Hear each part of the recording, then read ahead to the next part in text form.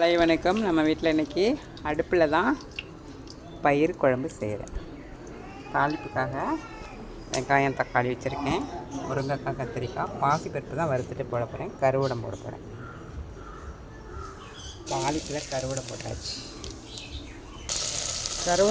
நல்லா வணங்கட்டும். பாசி பேரும் போட்டாச்சு. நல்லா வணங்கட்டும். ஒரு மாதிரி கோல்டு கலராக வரும். அது மண் சட்டியில் சமைக்கிறோம்ப்பா. காரத்துக்கு வந்து வீட்டு குழம்பு தூள் போட்டிருக்கேன், மஞ்சள் தூள் போட்டிருக்கேன், மல்லித்தூள் வச்சுருக்கேன். அதெல்லாம் ஒரு 2 ஸ்பூனு, மஞ்சள் தூள் வந்து ஒரு 1/4 ஸ்பூன், புளி கரைசல் வந்து வச்சுருக்கிறேன். காய் வணங்கும் பொழுது இன்னும் கொஞ்சம் நேரம் சென்று போட்டுக்குவோம். காரத்தூள் எல்லாமே போட்டுட்டேன். புளி கரைசலும் விட்டாச்சு. காய் நல்லா வேகட்டும். காய் நல்லா வெந்ததும் இந்த அரவை வந்து ரெடி பண்ணியிருக்கேன். இந்த அரவை வந்து தேங்காயும் சோம்பு வேர்க்கடலை இருந்தால் போடலாம். நான் வேர்க்கடலை இல்லை, பொட்டுக்கடலை வந்து ஒரே ஒரு ஸ்பூன் தான் போட்டிருக்கேன், ரொம்ப போடல.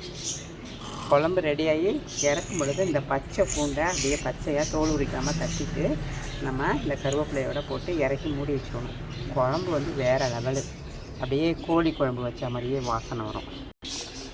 காய் நல்லா வெந்துட்டு இந்த வேகும் பொழுதே நம்ம போட்ட பயிர் வந்து நல்லா செவந்து அதுவும் வெந்துடும். பாசிப்பருப்பு நல்லா வெந்துருச்சு. முருங்கைக்காய் கத்திரிக்காயும் வெந்துருச்சு. இப்போ வந்து அரைச்ச மசாலாவை போட்டுருவோம். அரைச்ச மசாலா விட்டாச்சு. லைட்டாக கொதி வெந்ததும் ரொம்ப நேரம் மசாலா விட்டதும் குழம்பு கொதிக்க வேண்டாம். பாருங்கள், குழம்பு ரெடி ஆயிடுச்சு. இப்போ நம்ம தட்டி வச்ச பச்சை பூண்டை போட போகிறோம். தட்டி வச்ச பச்சை பூண்டு போட்டாச்சு. அப்படியே ஒரு கிண்டிட்டு மூடி வச்சுருவோம். இந்த கோழி குழம்பு வாசனை அப்படியே இருக்கும். பயிர் குழம்பு ரெடி. வாங்க சாப்பிட்லாம். வீடியோ பிடிச்சிருந்தா லைக் பண்ணுங்கள், ஷேர் பண்ணுங்கள், கமெண்ட் பண்ணுங்கள், சப்போர்ட் பண்ணுங்கள். நெக்ஸ்ட் வீடியோவில் பார்ப்போம். பாய்.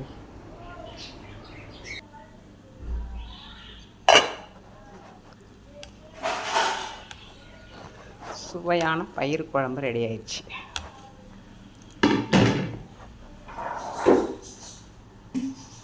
பாய்.